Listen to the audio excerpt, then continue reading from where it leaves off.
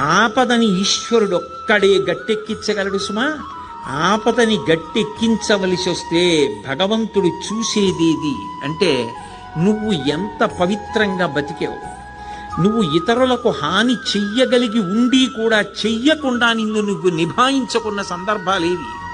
నీ కోపాన్ని నువ్వు ఎలా నిగ్రహించుకున్నావు, ధర్మానికి నువ్వు ఎలా కట్టుబడిపోయావో చూసి పరమేశ్వరుడు కౌగిలించుకుంటాడు. కబీర్ దాస్ గారు ఓ మాట అంటాడు, ధీరే ధీరే రేమనా ధీరే సబకుచి హోయ్ మాలీసించే సౌకర్య ఋతువాయే ఫల్హోయ్ అంటాడు.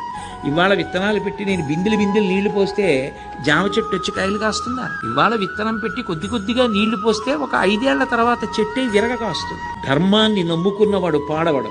ధర్మానికి ఫలితం శాశ్వతమైన ఫలితం కాలంలో కనపడుతుంది. ఆనాడు ధర్మం పట్టుకున్నవాడు ఎంత గొప్పవాడో మిగిలిన వాళ్ళకి కూడా ఆదర్శం అవుతాడు. ధర్మం వదిలినవాడు నశించిపోతాడు. అది నిరూపించాడు భాగవతం ప్రారంభంలోనే.